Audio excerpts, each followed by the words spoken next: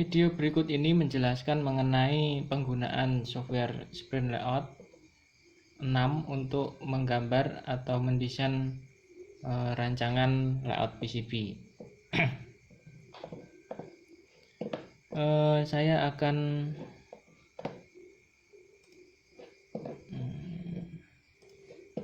akan membuka file terlebih dahulu.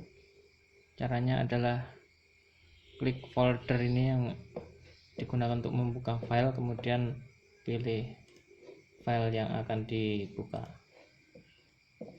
Baik, ini file yang akan saya gunakan untuk menjelaskan. Dalam penjelasan sebelumnya saya sudah menjelaskan berbagai fungsi sampai pada pemilihan layar. Kemudian ada fungsi lain sebenarnya pada menu bagian bawah sini, yaitu ground plane ya, penambahan ground plane. Jadi ini kalau saya klik, ini harus masuk ke layar C2 dulu. Saya pindah ke sini. Kemudian ini saya Ctrl A supaya semuanya terpilih. Kemudian saya klik ground plane.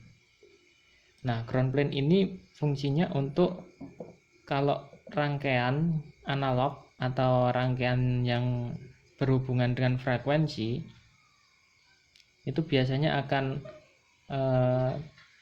terpengaruh ya dengan area PCB di sekitarnya, atau bahkan beberapa komponen itu mungkin ada kapasitas internal, CM itu internal kapasitans, seperti IC itu kan punya internal kapasitans.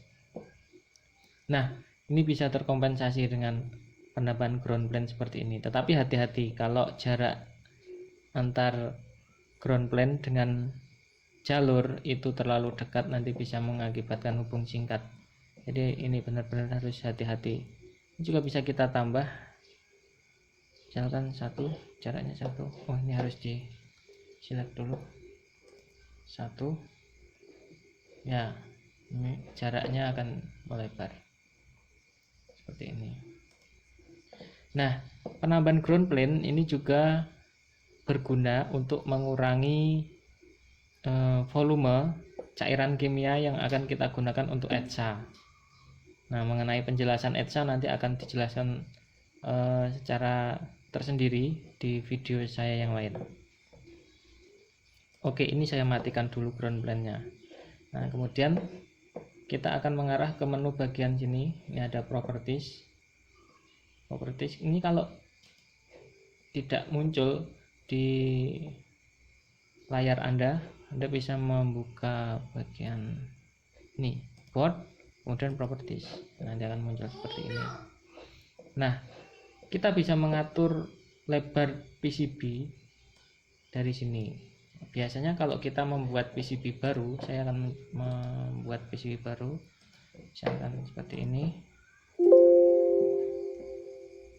Nah, luas areanya biasanya 160 kali 100 mm. Nah, ini adalah area kerja kita. Supaya nanti kita bisa melakukan pencetakan atau kita bisa print dengan baik, kita harus sesuaikan area kerja kita ini dengan layout yang akan kita buat. Ya, misalkan ini tadi ya, ini saya copy saja. Saya copy di sini. Misalkan ini saya sudah selesai untuk membuat. Biasakan untuk menaruh di bagian pojok kiri atas seperti ini. Nah, kemudian kita arahkan, ini namanya referensi. Referensi ini ke pojok sini ya, ke ujung sini. Atau kalau tidak, misalkan ini di sembarang tempat, kemudian kita taruh kursor di sini, kemudian dipencet angka 0 di keyboard. Nah, secara otomatis referensi ini akan menuju ke titik ini. Lalu setelah kita atur referensi 0 point, kita atur area kerja.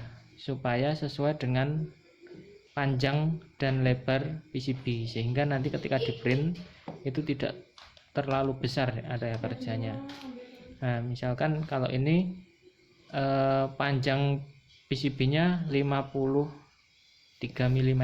Jadi ini saya beri angka 53. Kemudian bagian height-nya ini adalah 37.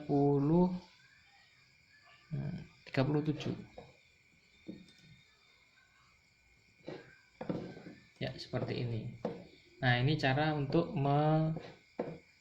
menyesuaikan area kerja. Oke. Ya, selanjutnya saya akan menjelaskan mengenai penggunaan makros. Ya, jadi sebelumnya ini saya hapus dulu.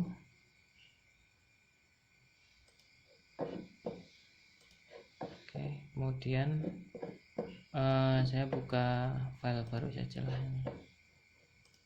Nah, seperti ini. Oke. Nah, saya akan menjelaskan menu bagian sini, makros.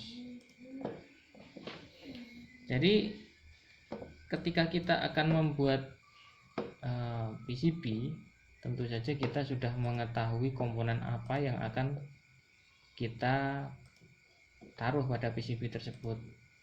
Nah, Sprint Layout 6 itu sudah menyediakan makro komponen semacam library gitu. Kalau di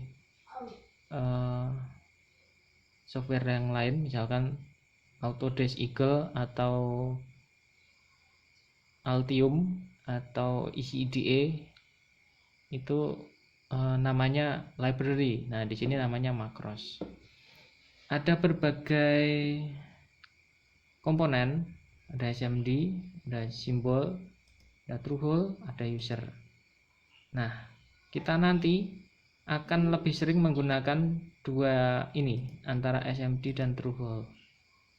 Nah, yang paling sering digunakan adalah TrueHole. Saya akan menjelaskan hanya pada bagian TrueHole saja, karena nanti secara prinsip ketika kita sudah bisa menggunakan menu makros ini, ya kita bisa memanfaatkan dari keempat pilihan yang ada di sini. Nah, kita bisa klik di tanda plus yang ada di sini. Nah, nanti akan muncul berbagai jenis komponen elektronika. Nah, atau lebih tepatnya komponen-komponen dasar dari rangkaian elektronika. Ada kapasitor, ada konektor, ada kristal. DIL ini adalah TrueHole atau makros untuk IC double inline. DIL itu D-nya itu double, I-nya in, L-nya itu LAN, double inline. Jadi atau dual inline misalkan ya. Ini ada dua baris yang mana padnya ini ditata segaris, double inline. Kemudian dioda, lalu PLCC ini mikroprosesor, mikrocontroller.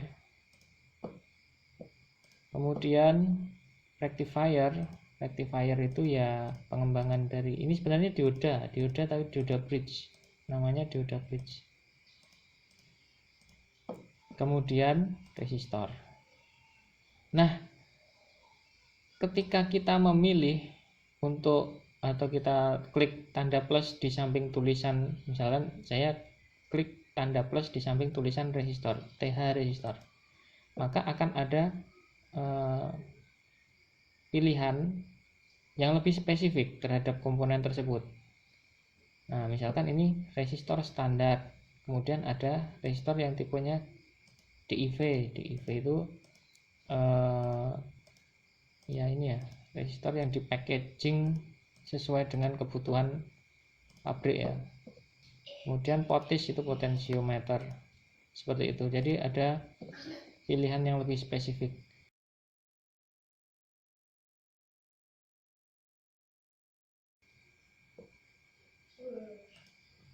Ya, ketika kita klik di bagian sini, ini misalkan saya klik bagian samping tulisan resistor yang standar ini, kita klik, nanti akan muncul pilihan yang lebih spesifik lagi supaya kita bisa menentukan ukuran. Nah, misalkan ini saya pilih resistor 12 mm, 12,5 mm. Maksudnya apa? Maksudnya adalah komponennya resistor, kemudian jarak kakinya 12 mm. Nah, jarak kaki ini namanya footprint ya. Jadi yang tergambar di sini ini namanya footprint, cetakan kaki. Nah, jarak kaki antar komponen ini sangat penting ketika kita mendesain sebuah PCB. Karena nanti kalau kita sampai salah menentukan jarak kaki komponen ini, kita akan kesulitan untuk memasang komponen di PCB. Nah, bagaimana cara kita mengambil footprint ini ke area kerja kita? Caranya adalah dengan cara klik, tahan, kemudian digeser ke sini. Seperti ini. Gitu.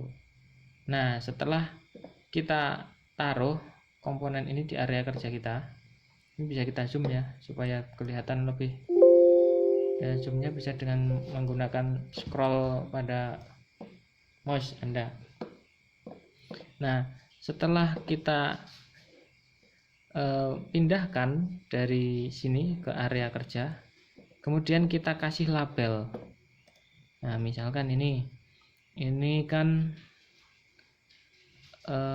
ID. Nah, ID ini berarti label, misalkan resistor 1, resistor 2, resistor 3, resistor 4 dan seterusnya. Karena ini adalah resistor pertama yang kita ambil, maka namanya adalah R1. Saya akan menulis R1 di sini. Kemudian pada bagian value ini saya tulis nilai resistansi dari resistor yang saya ambil. Nah, misalkan nilai dari resistor yang saya ambil ini ingin saya kasih nilai 4K7 atau 4,7 kilo ohm. Nah, teks propertiesnya bisa kita atur. Ini misalkan saya kasih ukuran 1 seperti ini, kemudian oke. Nah, nanti akan seperti ini hasilnya. Supaya lebih rapi, ini bisa kita pindahkan. Jadi caranya ini kita klik pada bagian teksnya di sini, lalu kita geser ke dalam kotak resistor ini. Nah, kalau kita lihat di sini kita tidak bisa memposisikan teks ini di tengah-tengah resistor. Ini dikarenakan grid kita terlalu besar.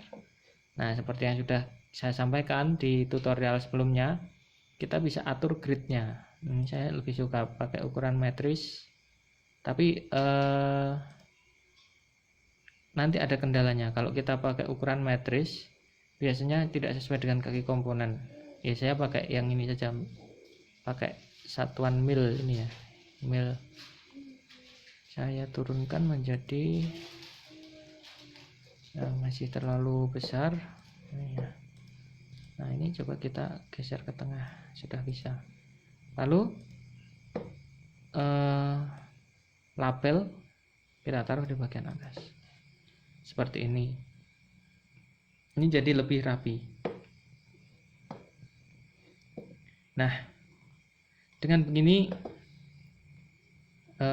tutorial untuk penggunaan menu-menu pada software Sprint Layout sudah selesai. Materi penggunaan menunya sudah selesai. Di pembahasan yang akan datang akan dibahas mengenai aturan-aturan pembuatan PCB.